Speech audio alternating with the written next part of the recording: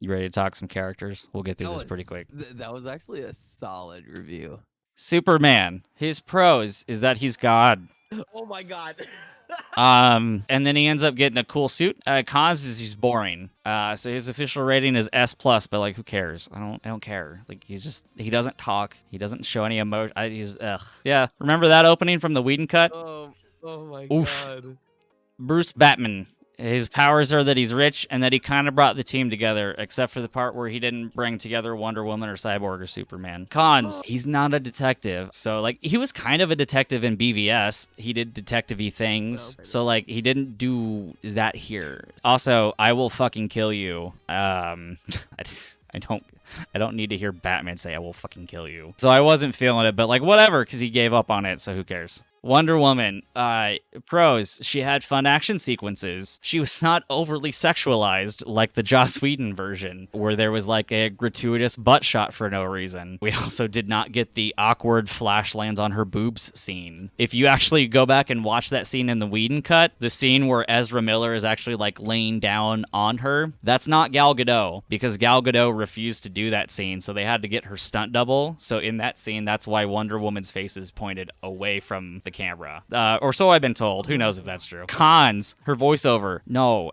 I was so boring. Also, less Amazon screams. I don't need it. She was better than the 2017 Justice League. That's it. Flash Gordon. Look how goddamn cute this guy is. Do you see these cheekbones? Do you see those full lips? That hairline? God, he's a cute man. Anyway, his pros are that he can time travel and that he has all the powers and that he just is like whatever they need him to be at any time in the movie. They're just like, we need somebody to make a bunch of power. Okay, we need somebody to make a bunch of electricity. Okay, we need somebody to run back in time. Like, he's just the whatever, but also he's pretty funny. So his cons are, like I said, if you don't got weaknesses, you're kind of boring. And so his only weakness in this movie was like getting tripped. There was like one time he got tripped or thrown into somebody. And so that was his weakness, was just getting thrown into somebody or tripping. Also, fun fact, if you look at this, he's actually got the same suit on from BVS in the Nightmare world. So that actually is kind of more of a continuation of that foreshadowing of what Zack Snyder was trying to do with that whole storyline. So my official rating is I'd like to see more of this, and it's sad that we're probably not going to get a whole lot more, even though we're supposed to get a Flash movie. Shiny Cyborg. Pros are that he actually mattered in this movie, so that was fun, that he was actually like a character that mattered, so I like that. And also he said fuck the world, so that was really cool and edgy. And as a teenager, I thought it was like really cool and edgy, and I'm going to say it all the time at school now. And for his cons, his CGI was bad. Like, he looks like a video game character. It's not very good. Cons, he said fuck the world. It was a little cringy. But official rating, I want to see more. I thought Cyborg and Flash were fun. Aquaman, pros, we got a 15-minute walk sequence of him shirtless walking and just getting splashed with water. He's just got a lot of abs. And he likes fighting a lot. He really doesn't like doing anything else in the movie other than fighting and drinking and being shirtless. That's kind of his character.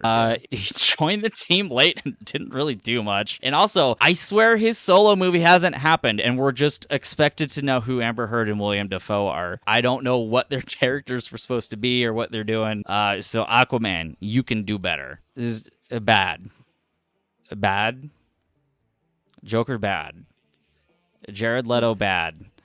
It makes me sad. Moving on. Martian Manhunter. The fuck? The fuck is this guy doing? Going in this movie? Pros are that he's good at emotional support, because we get an entire scene where he pretends to be Superman's mom to try to cheer up Lois Lane to join the land of the living. So that sets up this really awkward future moment where, like, the end of the movie where everyone's saved and everything's fine, you know, Lois Lane is gonna go up to Mama Kent and just pull her aside and say, hey, I really appreciate you coming over the other day and, you know, talking to me and being really, you know, having that emotional connection with me and telling me to get out in the world and to be someone and to live again. That meant a lot to me.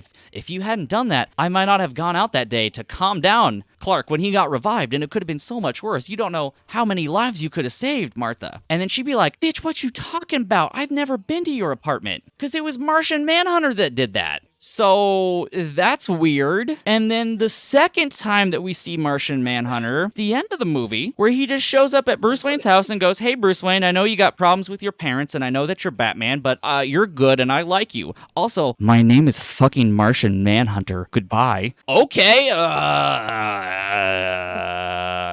okay. Also, fun fact, Zack Snyder originally wanted that end scene to be Jon Stewart Green Lantern, not Martian Manhunter, because he wanted Green Lantern Corps to be set up, but WB said no, because they probably wanted to do something with Green Lantern. And so they just decided to just like copy and paste Martian Manhunter in there. Steppenwolf, actually good. He was actually good. Look at this amazing before and after Nutrisystem amazing diet that he went on. He went on the keto diet and it actually works. He paid the 4 easy payments of $49.99 on Easy Pay on your Visa, MasterCard, or a debit card, and he got buff. He got big. Look at him. He's so much better. The guy on the right is what Zack Snyder always wanted. The guy on the left is what they had to tone it down to because the WB said, oh no, the guy on the right's too scary. We don't want that. They had to nerf Steppenwolf's looks. Reactive armor becomes like an expressive emotion, helps him in battle. It's neat and it's cool and it's fun, so it's better. Jar Jar Binks Green Lantern, my dude. Jar Jar Lantern. Pros are that he's green, and that's like my favorite color, so that's cool. And that his cons are that he is who he is, and so that sucks. So his overall rating is Jar Jar Binks. My dude almost ruined the entire DC universe because he got fucking wrecked by Darkseid, and so of course, like per Green Lantern law, I guess, his ring has to go find another suitable host. Green Lanterns are drawn to individuals with strong willpower, and so there's actually a scene where the ring actually stops and looks at Darkseid for a minute. Bitch, we almost got a Darkseid Green Lantern that would have just decimated Earth. Not for like Zeus, who fucking carried the old gods team, just beaming thunder beams all over the place, right? So Jar Jar sucks. All right, we talked about all the chap, talked about all the people. Literally every single thing has been discussed and decided, and I'm correct. And so what is the final rating, you might ask? Is that I would just want to see more, and that's honestly the best thing that I can say about it, and that I don't really have a lot of faith that Zack Snyder would make a good trilogy, because from all the nightmare scenes and from what they said and what they've confirmed the trilogy was going to be, it doesn't sound good, but I'd still like to see it. This was enough